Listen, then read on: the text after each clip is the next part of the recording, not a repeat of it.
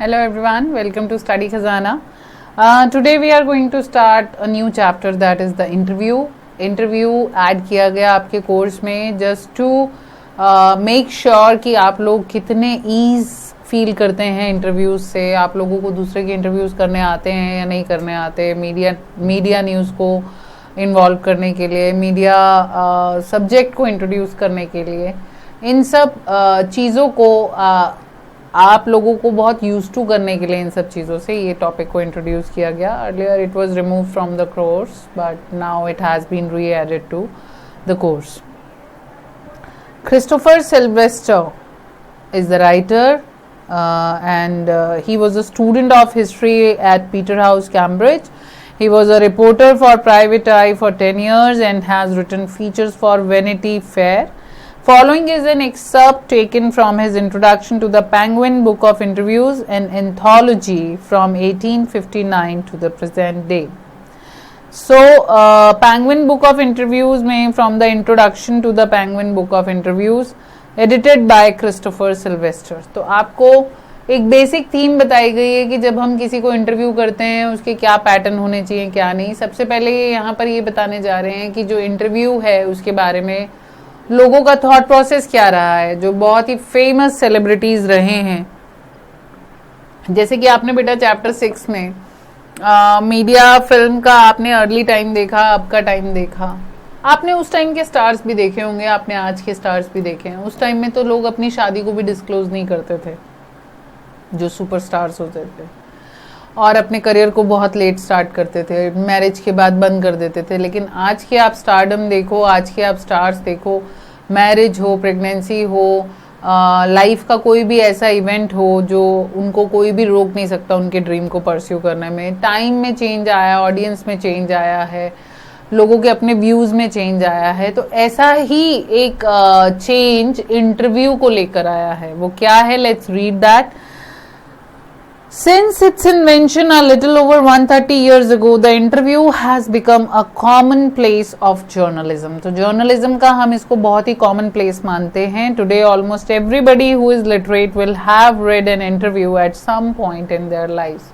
तो जो लोग भी पढ़े लिखे हैं उन्होंने कभी ना कभी तो किसी ना किसी का इंटरव्यू तो जरूर रीड किया है, जिससे आप सामने वाले सेलिब्रिटी या सामने वाले किसी भी पर्सन की लाइफ को बहुत अच्छे से अंडरस्टैंड कर सकते हो. लेकिन ये रिस्पॉन्सिबिलिटी इंटरव्यूअर और इंटरव्यूई की होती है कि वो आप तक क्या पहुंचाते हैं. इंटरव्यूअर कितने सही मायने में उन क्वेश्चंस को कर सकता है जिसके आंसर्स से आपको क्लैरिटी मिलती है आपके रिस्पेक्टिव सेलिब्रिटी के लिए, right. So today almost everybody who is literate will have read an interview. While from the other point of view, several thousand celebrities have been interviewed over the years. Over the years, right? So it is hardly surprising that opinions of the interview, of its functions, methods and merits vary considerably. Some might make quite extravagant claims for it as being in its highest form as a source of truth. And in its practice an art. कोई इसको बोलेगा source of truth, कोई art बोलेगा, कोई कुछ बोलेगा. Others usually celebrities who see themselves as its victim. बाकी अगर celebrities का व्यू पॉइंट देखो तो वो अपने आप को क्या समझते हैं, victims. कुछ extravagant claims करते हैं, जैसे जर्नलिज्म की फॉर्म में वो इसको source of truth बोलते हैं, practice बोलते हैं, art बोलते हैं. लेकिन बाकी इसको अपनी privacy में intrusion मानते हैं, अपने आप को victim समझते हैं. might despise the interview, नफरत भी कर सकते हैं इंटरव्यू से, as an unwarranted intrusion into their lives. बिना वारंट का ट्रेसपासिंग है उनकी लाइफ के अंदर, इंट्रूजन है, फालतू में इंटरफेयर करना किसी की. आज अगर एक कॉमन मैन की लाइफ में कुछ चल रहा है, आपको हमको उससे कुछ लेना देना नहीं होता, लेकिन हमारे स्टार की लाइफ में क्या चल रहा है, हमारे पॉलिटिशियन की लाइफ में क्या चल रहा है, हमारे बिजनेस ब्यूरोक्रेट्स की लाइफ में क्या चल रहा है, इंडस्ट्रियलिस्ट की लाइफ में क्या चल रहा है, उससे हम बहुत कुछ जानना चाहते हैं. Just because they are paying the cost of their fame, it seems like that. तो ये इन्होंने अनवारंटेड इंट्रूजन से कंपेयर किया है और feel that it somehow diminishes them. कई ये मानते हैं कि इंटरव्यू उनको उनकी पर्सनालिटी या उनके डिमिनर को डिमिनिश करने के लिए बनाए गए हैं। Just as in some primitive cultures, it is believed if one takes a photographic portrait of somebody, then one is stealing that person's soul. बहुत सारी पुराने टाइम में ऐसी ट्राइब्स होती थी जो फोटोग्राफ्स खींचने नहीं देती थी, अपनी फोटो किसी के पास नहीं देते थे। वो इस मिथ में बिलीव करते थे कि सामने वाला तुम्हारी फोटो के साथ तुम्हारी सोल भी कैप्चर कर सकता है, सॉर्ट ऑफ ब्लैक मैजिक से रिलेट करना एंड अदर थिंग्स। बट यहाँ पर आपको सिंपली इतना बताया गया है कि उसके साथ आपकी सोल भी चली जाती थी।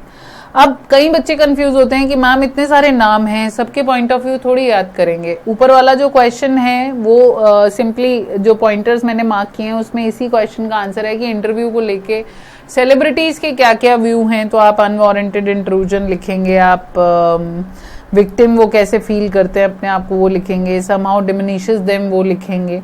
उसके बाद एक दो को जिनका आपको सही रहे, ये नीचे का आपको याद करने की जरूरत नहीं है, आपको जिनका इजीली समझ में आ जाता है उनके बारे में आप लिख सकते हैं। जैसे कि V.S. Naipaul feels that some people are wounded by interviews and lose a part of themselves. अब कुछ लोग समझते हैं कि इंटरव्यू के दौरान बहुत वुंडेड, जिस तरह से उनके वर्ड्स को मैनिपुलेट कर दिया जाता है, जिस तरह से सामने वाला उसको अंडरस्टूड करता है, फिर बहुत सारी ऐसी सिचुएशंस होती हैं कि पर्सन का मीनिंग कुछ और होता है, वो इंटरप्रेट कुछ और किया जाता है। तो अकॉर्डिंग टू V.S. नायपॉल जो इंटरव्यूज हैं अगर वो किए जाएं तो इंटरव्यूई का कुछ पार्ट खत्म हो जाता है या वो वुंडेड फील करता है। लुइस कैरोल जिन्होंने एलाइस इन वंडरलैंड लिखी थी वो इसको एक हॉरर मानते थे। And never consented to be interviewed, और उन्होंने कभी परमिशन नहीं दी थी। It was his horror of being lionized which made him thus repel would-be acquaintances, interviewers, and the persistent petitioners for his autograph. And he would afterwards relate the stories of his success in silencing all such people with much satisfaction and amusement. और वो कहीं ना कहीं इस चीज का example यही देते थे कि अगर मेरी सक्सेस में कोई चीज का हाथ है तो वो यही कि मैं इन इंटरव्यूअर्स को अपने आप से दूर रख पाया हूँ। Rudyard Kipling express an even more condemnatory attitude towards the interviewer. उनका तो बहुत ही माफ ना करने वाला एटीट्यूड था। उनकी वाइफ कैरोलाइन अपनी डायरी में लिखती हैं 14 अक्टूबर 1892 की कि आज का डे जो है उनका स्पॉइल हुआ। 2 रिपोर्टर्स बोस्टन से आए थे। She reports her husband as saying to the reporters कि मैं बोलूं क्या, वो बाहर ही बैठे इतने टाइम से पूछ रहे हैं आपको इंटरव्यू करना है, तो why do I refuse to be interviewed, because it is immoral, it is crime, just as much of a crime as an offence against my person, as an assault just as much merits punishment. तो ये view point किसका था? ये view point था Caroline का, Rudyard Kipling जो बहुत ही famous poet रहे हैं, उनकी वाइफ का। It is cowardly and vile, no respectable man would ask it, much less would give it. कोई respectable person कभी पूछेगा नहीं इंटरव्यू करने के लिए और respectable person कभी देगा नहीं interview. Yet Kipling had himself perpetrated such an assault on Mark Twain only a few years before. और यही assault किपलिंग ने मार्क ट्वेन पे किया। अपना इंटरव्यू कभी होने नहीं दिया, लेकिन इस assault को उन्होंने मार्क ट्वेन पे किया। फेमस पर्सनालिटी हैं, तो इनका थोड़ा सा इंपॉर्टेंट है किपलिंग का, क्योंकि जो कहा वो किया नहीं, अपना इंटरव्यू होने नहीं दिया लेकिन किसी और को इंटरव्यू किया, तो ये थोड़ा याद रख लेना। H.G. Wells in an interview in 1894 referred to the interviewing ordeal, but was a fairly frequent interviewee, and 40 years later found himself interviewing Joseph Stalin Saul Bellow, who has consented to be interviewed on several occasions. तो H.G. Wells भी interview के लिए मना करते रहे, वो इसको एक तरह की ऑर्डियल बताते थे, लेकिन बहुत लोगों को इन्होंने इंटरव्यू किया है 40 years तक। Was a fairly frequent interviewee, बहुत बार जिनका सबसे ज्यादा इंटरव्यू हुआ 40 years तक, और उन्होंने खुद भी इन लोगों को इंटरव्यू किया है। Nevertheless, once described interviews as being like thumbprints on his windpipe, और उन्होंने इसको एक्सप्लेन भी ऐसे किया है जैसे आपकी विंड पाइप पे किसी ने थंबप्रिंट रख दिया और बोला हो अब सांस लो। ऑब्वियसली लगता ही नहीं आपको कि सामने वाला कौन सा क्वेश्चन पूछ जाएगा, मैं इमीडिएटली उसका आंसर कर पाऊंगा या नहीं कर पाऊंगा। तो ये सब फियर फैक्टर्स हैं जो इंटरव्यू की लाइफ के हैं। Yet despite the drawbacks of the interview, it is a supremely serviceable medium of communication. अभी तक जो पॉइंट्स हमने पढ़े थे वो सेलिब्रिटीज के व्यू पॉइंट थे। उससे पहले जो हमने पढ़ा था वो कि कोई इसको कुछ बताता है, कोई कुछ बताता है, उस पॉइंट के बाद अब इसके गुड पॉइंट्स क्या क्या हैं। सर्विसिएबल मीडियम ऑफ कम्युनिकेशन, अगर हम मदर टेरेसा को जानते हैं तो काफी सारे इंटरव्यूज के थ्रू जानते हैं। अगर हम नेल्सन मंडेला के व्यू पॉइंट्स जानते हैं तो काफी सारे इंटरव्यूज के थ्रू जानते हैं। अगर हम पास्ट हमारे कोई भी अच्छे से अच्छे लीडर्स रहे हैं, सेलिब्रिटीज रहे हैं, उनकी लाइफ को लेकर हम कोई एग्जाम्पल लीड करते हैं तो हम उनके इंटरव्यूज के थ्रू ही हम आगे बढ़ पाते हैं। These days, more than at any other time, our most vivid impressions of our contemporaries are through interviews. ठीक है, Dennis Bryan has written almost everything of moment reaches us through one man asking questions of another. Because of this, the interviewer holds a position of unprecedented power and influence. तो ये उसकी एक power है जो कभी खत्म ना होने वाली। इंटरव्यूअर के पास बहुत जबरदस्त पावर और पोजीशन होती है और इन्फ्लुएंस होता है कि वो बहुत हद तक सामने वाले को की इमेज को बना भी सकता है, बिगाड़ भी सकता है। और ये बात कही है डेनिस ब्रायन ने और ये इंटरव्यूअर को समझना चाहिए। अब इन्होंने आपको एग्जाम्पल के लिए एक बहुत ही फेमस इंटरव्यू शो किया जो कि मुकुंद पद्मनाभन और अम्बर्टो इको के बीच में चल रहा है। और अम्बर्टो इको ने अपनी स्टेटमेंट दी है, I am a professor who writes novels on Sundays. Umberto Eco. The following is an extract from an interview of Umberto Eco. The interviewer is Mukund Padmanabhan from The Hindu. The Hindu से interviewer हैं वो। Umberto Eco कौन है? Professor हैं university of bologna in Italy. Had already acquired a formidable reputation as a scholar for his ideas on semiotics. Semiotics study of sine को बोलते हैं, जो लोगों के साइन देख के बता देते हैं कि इसका फ्यूचर कैसा है या प्रेजेंट कैसा है। Literary interpretation and medieval aesthetics before he turned to writing fiction. Literary fiction, academic texts, essays, children's books, newspaper articles, सब कुछ लिखते हैं। उससे पहले वो प्रोफेसर थे। His written output is staggeringly large and wide ranging. Her area को वो टच करते हैं और सब बहुत अच्छे से लिखते हैं। In 1980, he acquired the equivalent of intellectual superstardom with the publication of The Name of the Rose, which sold more than 10 million copies. तो 1980 में उनको वो स्टारडम मिली जो एक इन्होंने नॉवल लिखा जिसके चलते 10 मिलियन कॉपीज उसकी बिकी। तो एक सुपर स्टारडम थी। इनको इंटरव्यू करने गए द हिंदू से भी जर्नलिस्ट गए जिनका नाम था मुकुंद पद्मनाभन, और बहुत सारी चीज़ें उन्होंने जाननी थी इस पर्सन के बारे में। तो लेट्स सी कि उनके इंटरव्यू कैसा रहा, उन्होंने क्या क्या पूछा और हमें उनके थ्रू क्या पता चलेगा। अब मुकुंद पूछते हैं, the English novelist and academic David Lodge once remarked, I can't understand how one man can do all the things he does. कि सर एक इंग्लिश नॉवेलिस्ट हैं और एकेडमिक डेविड लॉज, वो कहते हैं कि हमें समझ नहीं आता कि कोई पर्सन कैसे इतना सब कुछ एक साथ कर सकता है जैसे अम्बर्टो इको करते हैं। तो अम्बर्टो इको ने कहा, maybe I give the impression of doing many things but in the end I am convinced I am always doing the same thing. So बहुत ही डाउन टू अर्थ पर्सन लगे हमें इस dialogue से। और उन्होंने कहा कि ऐसा कुछ नहीं है कि मैं कोई स्पेशल एफर्ट्स डालता हूँ, मैं बस ऐसा लगता है कि मैं बहुत सारी चीज़ें कर रहा हूँ बट मैं तो सेम ही काम कर रहा होता हूँ, और वो है सिंपली अपने पैशन को फॉलो, विच इज़ क्या, आप कौन सा सेम काम कर रहे हैं। And now that is more difficult to explain. I have some philosophical interests and I pursue them through my academic work and my novels. Even my books for children are about non-violence and peace.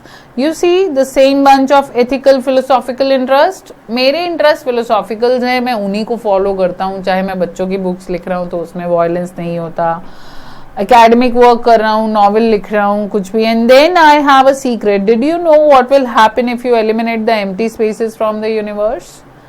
Eliminate the empty spaces in all the atoms. अगर आप इस space में, बच्चों आपको भी पता है कि बहुत सारे एम्प्टी स्पेसेस हैं, अगर उसको खत्म कर दिया जाए तो क्या होगा, जैसे एटम्स में भी आप मॉलिक्यूल्स पढ़ते हैं तो बीच में जो खाली स्पेसेस होते हैं उनको खत्म कर दो.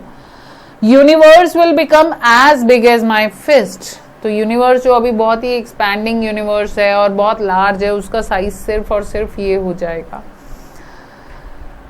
Similarly we have a lot of empty spaces in our lives. हमारी लाइफ में भी ऐसे बहुत एम्प्टी स्पेसेस होते हैं. I call them interstices. और यहां अम्बर्टो इको ने कहा कि मैं उनको इंटरस्टाइसेस कहता हूं. Say you are coming over to my place. You are in an elevator and while you are coming up I am waiting for you. This is an interstice, an empty space, कि मैं तुम्हारी wait कर रहा हूं. तुम elevator में हो, अभी ऊपर चढ़ रहे हो और मैं वेट कर रहा हूं, कुछ नहीं कर रहा. तो दिस इज एन इंटरस्टाइस, एक एम्प्टी स्पेस है. आप हम सबकी लाइफ में आता है बेटा ये. I work in empty spaces. While waiting for your elevator to come up from the first to the third floor, I have already written an article. और वो हंसने लग गए.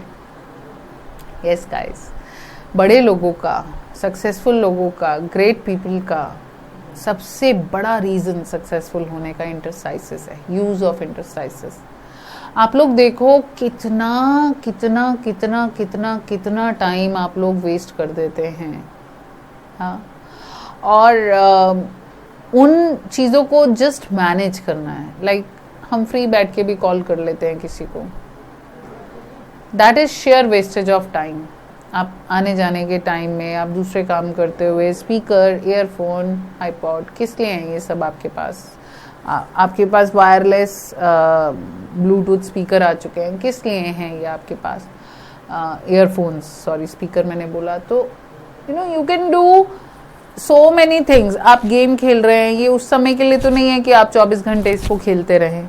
सो इंटरस्टाइसेस का यूज करने से आप अपनी लाइफ को बहुत हद तक इन्फ्लुएंस बहुत हद तक चेंज कर सकते हैं पॉजिटिविटी के लिए. Mukund, not everyone can do that, of course.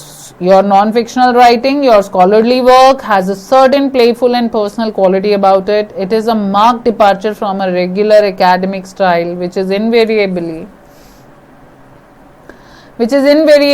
depersonalized and often dry and boring. Have you consciously adopted an informal approach or is it something that just came naturally to you? Sir, ऐसा नहीं है, हर कोई नहीं कर सकता ये, लेकिन आपका जो, अगर हम बात करें तो स्टाइल ऑफ राइटिंग बिल्कुल अलग है. ये आपने खुद से क्रिएट किया है या आपके अंदर नेचुरली आया है? तो अम्बर्टो ने कहा, when I presented my first doctoral dissertation in Italy, one of the professors said scholars learn a lot of a certain subject. Then they make a lot of false hypotheses. Then they correct them at the end. They put the conclusions. You, on the contrary, told the story of your research, even including your trials and errors. At the same time, he recognized I was right and went on to publish my dissertation as a book, which meant he appreciated it. तो that means he want to say कि ये उनके अंदर naturally है, क्योंकि वो कुछ किसी को impress नहीं करना चाहते, hide नहीं करना चाहते, जो उनके मन में है उसी चीज़ को describe करना चाहते हैं. तो वो यहाँ पर कहीं ना कहीं एक रियलाइजेशन दिखाई है. और फिर उन्होंने कहा, at that point, at the age of 22, I understood scholarly books should be written the way I had done by telling the story of the research. This is why my essays always have a narrative aspect. तभी मेरे essays हमेशा narrative manner में होते थे. And this is why probably I started writing narrative so late, at the age of 50 more or less. और शायद इसीलिए मेरे जो नॉवेल्स हैं वो इतनी लेट एज पे शुरू हुए, 50 की एज पे. I remember that my dear friend Roland Barthes, नाम याद रखना बेटा, बहुत इंपॉर्टेंट है, इस पे क्वेश्चन आएगा, was always frustrated that he was an essayist and not a novelist. हमेशा फ्रस्ट्रेट रहते थे कि वो essayist है, novelist नहीं है. He wanted to do creative things one day or another, but he died before he could do so. इससे पहले कि वो कुछ कर पाते उनकी डेथ हो गई. I never felt this kind of frustration. मेरे मन में जब जो आया मैंने उसी समय किया. I started writing novels by accident. I had nothing to do one day. एक दिन कुछ करने को था नहीं, तो मुझे लगा चलो मन में जो चल रहा है वो लिखता हूँ.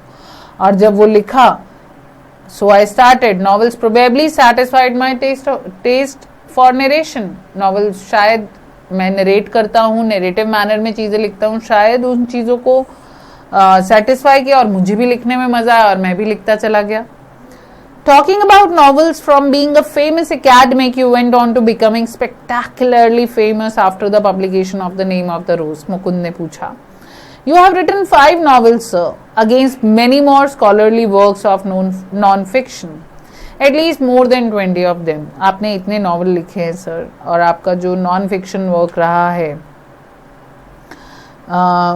शायद 20 से ज्यादा लिखे होंगे. तो अम्बर्टो उनको करेक्ट करते हैं over 40 among them a seminal piece of work on semiotics. But ask most people about Umberto Eco and they will say, oh, he is the novelist. Does that bother you? Sir आपने इसमें सिर्फ 5 novels लिखे, उसमें 40 से ऊपर आपने लिख लिए, लेकिन किसी को पूछो तो लगता है एज अ सेमियोटिक प्रोफेसर वो आपको कम रिकॉग्नाइज करते हैं, लेकिन वो एज अ नॉवेलिस्ट आपको ज्यादा पहचानते हैं. क्या ये चीज आपको बॉदर करती है? Yes, because I consider my self a university professor who rights novel on Sundays. ये लाइन पे क्वेश्चन आता है, क्या वो संडे का वेट करते हैं नॉवेल लिखने के लिए? Sunday stands for fun days, for those days when we want to stay free. So whatever time comes in your life, if you want to do something on so and so day, I will do this. Free time आएगा, I will do this. Mostly free time हम Sundays मानते हैं, तो why not make that Sunday on Monday only? Getting my point? So वो ये बोले कि मैं पहले प्रोफेसर हूँ, अपने सारे काम करता हूँ, लेकिन अपने फन टाइम में, अपने फ्री टाइम्स में मैं नॉवेल लिखता हूँ, और उस समय मैं अपने दिल को फॉलो करता हूँ, अपने पैशन को फॉलो करता हूँ. So it's not a joke. I participate in academic conferences and not meetings of pen clubs and writers. क्योंकि मेरा फर्स्ट लव प्रोफेसरशिप ही है, टीचिंग है, सेमियोटिक्स है. क्योंकि मैं पेन क्लब्स और राइटर्स का क्लब ज्वाइन नहीं करता, मैं एकेडमिक कॉन्फ्रेंसेस को ज्यादा पार्टिसिपेट करता हूँ. मैं खुद को एकेडमिक कम्युनिटी से बिलोंग करते हुए मानता हूँ. But okay, if they have read only the novels, I know that by writing novels I reach a larger audience. I cannot expect to have 1 million readers with stuff on semiotics. तो हाँ, मैं expect नहीं कर सकता कि semiotics जैसा stuff जो है वो 1 million people पढ़ रहे हैं. That is not possible. Mukund कहता है which brings me to my next question. तो इंटरव्यूअर जो मर्जी सोच के आ जाए, कई बार जो कॉन्वर्सेशन चल रहा होता है, कम्युनिकेशन चल रहा होता है, उसमें एक लाइन के बाद सेकेंड लाइन क्रिएट होती है. Which brings me to my next question. The Name of the Rose is a very serious novel. It's a detective yarn at one level, but it also delves into metaphysics, theology, medieval history. Yet it enjoyed a huge mass audience. Were you puzzled at all by this, sir? बहुत ही serious novel है ये, और इतने different elements को ये touch कर रही है, फिर भी इसको इतनी ह्यूज ऑडियंस मिली. क्या आप पजल होते हैं इस चीज से? तो अम्बर्टो कहते हैं no, journalist are puzzled, I am not. And sometimes publishers भी पजल होते हैं, and this is because journalist and publisher believe that people like trash and don't like difficult reading experiences. क्योंकि शायद इन लोगों को लगता है कि लोगों को कूड़ा पसंद है और उनको डिफिकल्ट रीडिंग एक्सपीरियंसेस पसंद नहीं है. Consider there are 6 billion people on this planet. Name of the Rose sold between 10 and 15 million copies. So in a way, I reached only a small section of the society. Small percentage of readers. मैं तो अभी बहुत ही small percentage तक पहुंचा हूँ, but it is exactly these kinds of reader who don't want easy experiences. ये वो readers हैं जो easy experiences नहीं चाहते. Or at least don't always want this. I myself at 9 p.m. after dinner watch television and want to see either Miami Vice or Emergency Room. I enjoy it and I need it, but not all day. तो यहाँ पर वो क्या कहना चाहते हैं कि audience को समझना पड़ेगा, आपकी टारगेट ऑडियंस आपको समझनी पड़ेगी. हर बार वो सेम चीज चाहें ये जरूरी नहीं है. हम एक चीज का अभी मान लेते हैं कि ट्रेंड चल पड़ा, कि ऐसे ही लोग कर रहे हैं. दैट डजंट मीन कि आपके ऑनेस्ट अटेम्प्ट के जो ट्रेंड हैं वो वेस्ट हो जाएंगे. वो सब वेस्ट होने वाले नहीं हैं. Mukund, could the huge success of novel have anything to do with the fact that it dealt with the period of medieval history? So क्या इसका लेना देना है कोई मिडिवल हिस्ट्री से? That's possible, but let me tell you another story because I often tell stories like a Chinese wise man. तो यहाँ पर आप इनके बारे में लिखना कि एक चाइनीज वाइज ओल्ड मैन की तरह ये अपनी बात रखते थे. My American publisher said while she loved my book and she didn't expect to sell more than 3,000 copies in a country where nobody has seen a cathedral or studies Latin. So I was given an advance for 3,000 copies. But in the end it sold 2 or 3 million in the US only. A lot of books have been written about the medieval past far before mine. तो मैं जो कहूँगा वो यही कि मेरे भी publisher sure नहीं थे मुझे लेकर, लेकिन पब्लिश हुई। बहुत सारी बुक्स मिडिवल पास्ट पे लिखी गई होंगी मेरे लिखने से पहले भी। I think the success of the book is a mystery. मेरे हिसाब से भी बुक की सक्सेस क्यों हुई, क्या रीजन है, वो सब एक मिस्ट्री है। Nobody can predict it. I think if I had written the name of the rose 10 years earlier or 10 years later, it wouldn't have been the same. Why it worked at that time is a mystery. तो अपनी success को ये भी mystery बताते हैं, reason being कि doing right things at right time brings the right time of your life to you. अब वो कैसे समझ आएगा या वो कैसे चलाना है वो मैटर करता है कि एग्जैक्टली आप कहाँ पहुंचे हैं और आप अपने पैशन को कितने दिल से फॉलो करते हैं। तो बजाय waiting for the life for that one day will come, I will do this, I will do that, bring that day, make that day today only. यही एक ग्रेटर मैसेज है जो हम अम्बर्टो इको की लाइफ से सीख सकते हैं या उनके इंटरव्यू से हम समझ सकते हैं, और यही मुझे सबसे बेस्ट चीज लगती है। और interstices, use of interstices. Do you think Umberto Eco likes being interviewed? Give reasons for your opinion. Yes, उन्होंने यहाँ पे कोई ऐसी चीज शो नहीं करी जिसका हम कह सकें कि he was reluctant to give answers and all, ऐसा कुछ नहीं था। How does Eco find the time to write so much? उनको कैसे मिलता था? आप यूज ऑफ इंटरस्टाइसेस इसमें एक्सप्लेन करेंगे। What was distinctive about Eco's academic writing style? जो आप रिसर्च वर्क वाली बात इसमें लिखेंगे, अपनी एरर को बताते हुए, research of making the projects and all, और नेचुरली नरेटिव मैनर वाला कॉन्सेप्ट, ये तीनों चीजें उसमें आएंगी। Did Umberto Eco consider himself a novelist first or an academic scholar? He considered him an academic scholar first. और उस इंसिडेंट को आप देंगे। What is the reason for the huge success of the novel? पहले आप according to वो लिखेंगे मुकुंद पद्मनाभन की वो मिडिवल हिस्ट्री पे था। Then according to Umberto Eco it was a mystery. 10 years earlier, 10 years after क्या आता उस चीज़ को मेंशन करेंगे। देन आप अपना व्यू पॉइंट उसमें मेंशन करेंगे कि आपको क्यों लगता है एग्जैक्टली वो सक्सेस क्यों रहा। सो गाइज, आई होप आपको ये चैप्टर बहुत अच्छे से क्लियर हुआ हो। इसके ऊपर पे जो रिसर्च वर्क आपको दूंगी मैं वो सिंपली इतना कि try to interview people around you जो आपको लगता है कि लाइफ में कुछ अच्छा कर रहे हैं और कुछ अच्छे लेवल पे पहुंच रहे हैं, फिर उनके कनेक्शन से दूसरे, उनके कनेक्शन से दूसरे, किसी दिन अच्छे लेवल पे पहुंचे हुए लोगों तक आप पहुंच जाएंगे और उनसे उनकी लाइफ का सीक्रेट जानने को आपको मिलेगा। दूसरी चीज़ जो मैं आपसे कहना चाहूँगी यहाँ पर कि जो अच्छे पॉइंट्स आप अम्बर्टो इको की लाइफ से उठा सकते हैं, पिक कर सकते हैं, उनको पिक कीजिए। रॉलन बार्थ के ऊपर क्वेश्चन ज़रूर आता है, उसको भूलना मत।